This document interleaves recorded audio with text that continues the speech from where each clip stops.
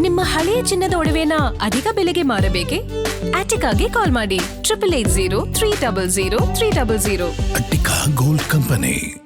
ಅನೈತಿಕ ಸಂಬಂಧದ ಅಮಲಿನಲ್ಲಿ ಹೆತ್ತ ಮಗಳನ್ನೇ ಬಲಿ ಪಡೆದ ಪಾಪಿ ತಾಯಿ ಕೊನೆಗೂ ಖಾಕಿ ಬಲೆಗೆ ಬಿದ್ದಿದ್ದಾಳೆ. ಮಗು ವೆನಿಲ್ಲಾ ಕೊಲೆ ಕೇಸ್ನಲ್ಲಿ ತಲೆಮರೆಸಿಕೊಂಡಿದ್ದ ಹಂತಕಿ ಪ್ರಿಯಾಂಕಾಳನ್ನ ಪೊಲೀಸರು ಹೆಡೆಮುರಿ ಕಟ್ಟಿದ್ದಾರೆ. ಮಗಳನ್ನ ಕಟುಕನಂತೆ ಕೊಂದು ಸಾಕ್ಷಿ ನಾಶ ಮಾಡಲು ಶವಕ್ಕೆ ಹೊಸ ಬಟ್ಟೆ ಹಾಕಿ ನಾಟಕವಾಡಿದ್ದ ಈ ಪಾಪಿಯ ಅಸಲಿ ಬಣ್ಣವನ್ನ ಗ್ಯಾರಂಟಿ ನ್ಯೂಸ್ ಬಯಲು ಮಾಡಿದೆ. ತಾಯಿಯಲ್ಲಿ ಮಗು ವೆನಿಲ್ಲಾ ಹತ್ಯೆ ಪ್ರಕರಣ ಬಯಲಾಯ್ತು ಪ್ರಿಯಾಂಕಾಳ ಕರಾಳ ಮುಖವಾಡ. ಮಗಳನ್ನ ಸಾಯಿಸಿ ಬಿರಿಯಾನಿ ಕತೆ ಕಟ್ಟಿದ್ಲು ಪಾಪಿ.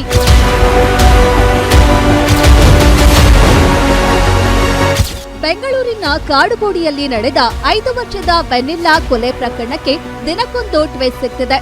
ಅವತ್ತು ಮಾರ್ಚ್ 24 ಪ್ರಿಯಕರ ಮೋಹನ್ ಜೊತೆಗಿನ ಅನೈತಿಕ ಸಂಬಂಧ ಹಾಗೂ ಹೊಸ ದಾಂಪತ್ಯಕ್ಕೆ ಅಡ್ಡಿಯಾಗ್ತಿದ್ದಾಳೆ ಅನ್ನೋ ಒಂದೇ ಕಾರಣಕ್ಕೆ ಮಗು ವೆನಿಲ್ಲಾಳನ್ನ ಉಸಿರುಗಟ್ಟಿಸಿ ಸಾಯಿಸಲಾಗಿತ್ತು. ಕಾರಿನ ಹಿಂಬದಿ ಸೀಟ್ನಲ್ಲಿ ಮಗುವನ್ನ ಕೊಲೆ ಮಾಡಿ ತಡರಾತ್ರಿ ತಂದು ರೂಮ್ನಲ್ಲಿ ಮಲಗಿಸಿದ್ದರು. ಮರುದಿನ ಬೆಳಗ್ಗೆ ಮಗು ಸತ್ತಿದ್ರೂ ಏನೂ ತಿಳಿಯದವಳಂತೆ ನಟಿಸಿದ ತಾಯಿ ಪ್ರಿಯಾಂಕಾ ಮಗುವಿನ ಶವಕ್ಕೆ ಸ್ನಾನ ಮಾಡಿಸಿ ಹೊಸ ಬಟ್ಟೆ ತೊಡಿಸಿ ಆಸ್ಪತ್ರೆಗೆ ಕರ್ಕೊಂಡು ಹೋಗಿದ್ಲು. ಅಲ್ಲಿ ಡಾಕ್ಟರ್ ಮುಂದೆ ಮಗು ಬಿರಿಯಾನಿ ತಿಂದು ಅಸ್ವಸ್ಥಳಾಗಿ ಸತ್ತಿದ್ದಾಳೆ ಅಂತ ಸುಳ್ಳು ಕತೆ ಕಟ್ಟಿ ಇಟ್ಕೊಂಡವನ ರಕ್ಷಣೆಗೆ ನಿಂತಿದ್ಲು. ಮೊದಲು ಇದನ್ನ ಸಹಜ ಸಾವು ಅಂತ ನಂಬಿಸಲು ಯುಟಿಆರ್ ಕೇಸ್ ದಾಖಲಿಸಿ ಕೋರ್ಟ್ನಿಂದ ನಿರೀಕ್ಷಣಾ ಜಾಮೀನು ಕೂಡ ಪಡೆದುಕೊಂಡಿದ್ರು.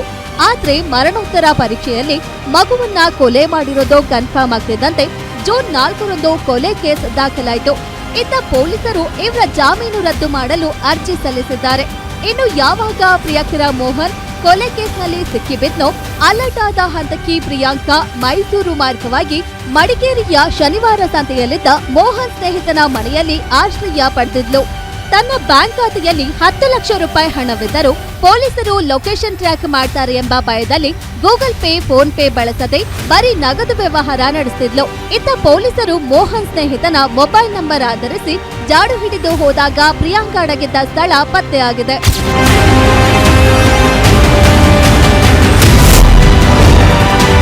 ಪ್ರಿಯಕರ ಸಿಕ್ಕಿ ಬೀಳ್ತಿದ್ದಂತೆ ಮಡಿಕೇರಿಗೆ ಓಡಿದ್ದ ಹಂತಕಿ.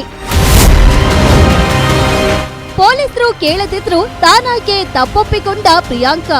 ಇನ್ನು ಪ್ರಿಯಕರ ಲಾಕ್ ಆದ 5 ದಿನಗಳ ಬಳಿಕ ಶನಿವಾರ ಸಂತೆಯ ಮನೆಯ ಬಾಗಿಲು ಬಡಿದ ಪೊಲೀಸರನ್ನ ಕಂಡು ಪ್ರಿಯಾಂಕಾ ಶಾಕ್ ಆಗಿದ್ದಾಳೆ.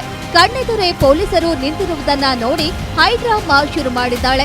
ನಾನು ಕೊಲೆ ಮಾಡಿಲ್ಲ, ವೆನಿಲ್ಲಾ ಕಪ್ಪಾಗಿದ್ದಾಳೆ ಅಂತ ಕೊಂದಿಲ್ಲ, ನನ್ನ ಪ್ರಿಯಕರ ಮೋಹನ್ ತಪ್ಪು ಮಾಡಿಲ್ಲ, ಎಲ್ಲದಕ್ಕೂ ನನ್ನ ಮೊದಲ ಪತಿ ಪ್ರವೀಣ್ ಕಾರಣ ಅಂತ ದಾರಿಯುದ್ದಕ್ಕೂ ಪ್ರಿಯಕರನನ್ನೇ ಸಮರ್ಥಿಸಿಕೊಳ್ಳುತ್ತಾ ಬಂದಿದ್ದಾಳೆ.